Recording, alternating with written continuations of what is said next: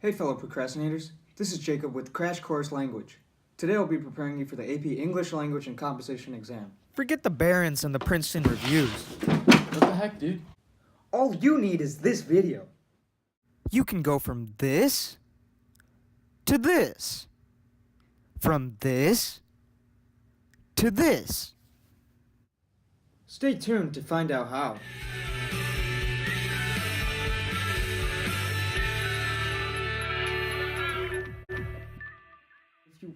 Alright, so if you want to get a 5 on the AP Language exam, the first thing you have to know are the major components of the exam. These include the 3 essays, the rhetorical analysis essay, the synthesis essay, and the open argument essay, along with the multiple choice. Now it's time to delve deeper into the 3 essays, starting with the rhetorical analysis. Let's go to the thought bubble. First up is the rhetorical analysis essay. One important acronym for this essay is SOAPSTONE, which every student should use when writing this essay. The S in SOAPSTONE stands for speaker, the O for occasion, the A for audience, P for purpose, S for subject, and tone for, well, you know. Successfully incorporating answers to these questions puts you well on your way to earning an impressive score on this essay. The next thing to keep in mind is the 3 types of appeals: ethos, logos, and pathos. Ethos is an appeal to credibility and authority, pathos is an appeal to emotion, and logos is an appeal to logic and reason. In addition to the appeals, you should also make note of the stylistic choices the author uses, including diction, syntax, details, and imagery. Also make note of rhetorical devices, which are techniques that authors and speakers use to persuade an audience. Let's look at a quote of our commander-in-chief and leader of the free world using a rhetorical device. You should have noticed that Trump is using hyperbole, an exaggeration, by saying that he has the world's best memory. Ironically, he later said he doesn't remember saying that.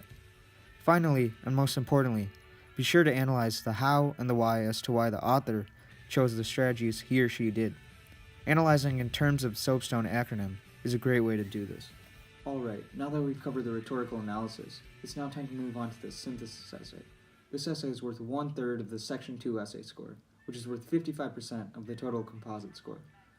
It is 50 minutes long, and the reading period of 15 minutes should mainly be used on the synthesis essay to read your sources and formulate an argument. In this essay, the writer makes a claim and supports it with a minimum of 3 sources from a larger group of sources.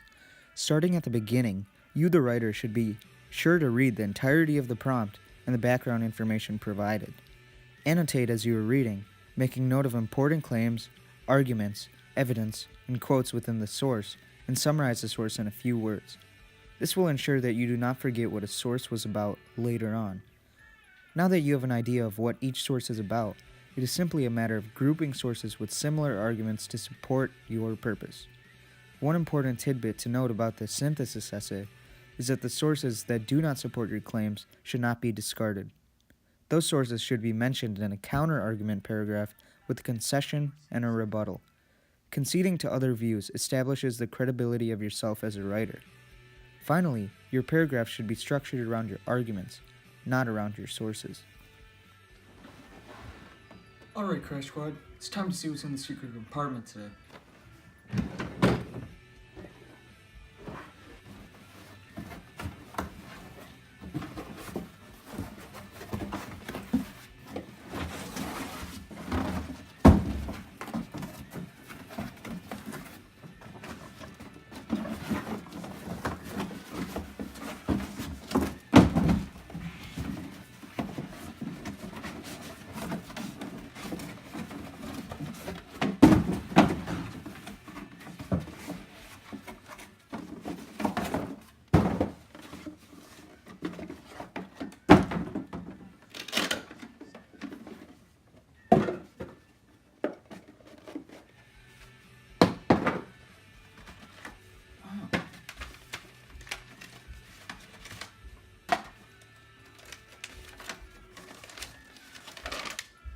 It's number 5.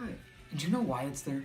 Because if you like and comment on all of my videos and subscribe to my channel and donate $50 to my Patreon page, you'll get a 5 on this exam.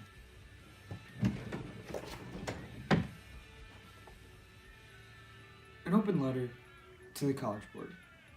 Number 1. Why do AP exams cost so much? I mean, seriously, for $100, I better be getting a guaranteed 5. Number 2, why do AP results come out in July? I mean, how long does it take to run a bubble sheet through a Scantron grader? And how long does it take to grade a few couple-page essays? Best wishes, Jacob from Crash Course. Sweet, so we're on to the final essay, and it's the open argument. This essay will ask you to take a stand on a particular issue or idea, usually expressed in the form of a quotation. This indicates that you, the writer, should either prove the idea wrong, prove it correct, or prove that the truth lies somewhere in between. This essay is one which should be written from the first-person point of view. An effective way to structure the argumentative essay is to begin with an ethos appeal in the introduction.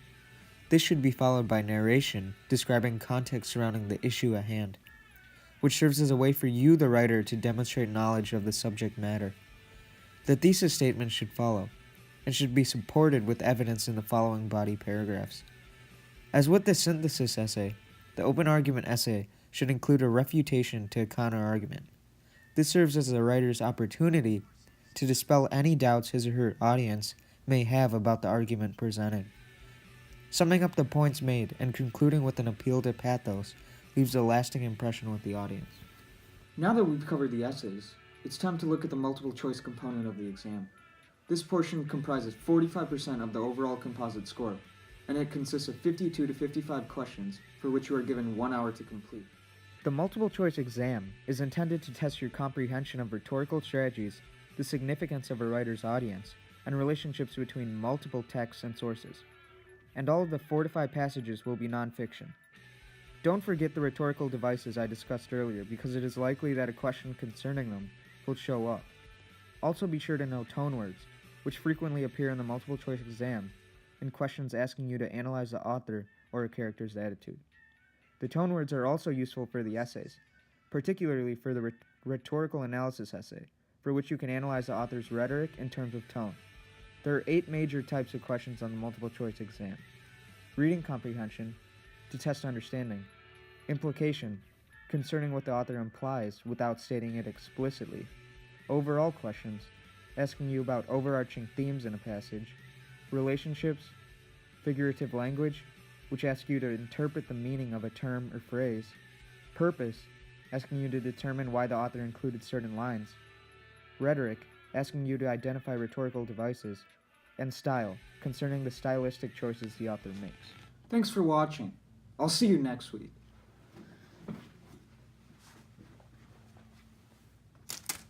Crash Course.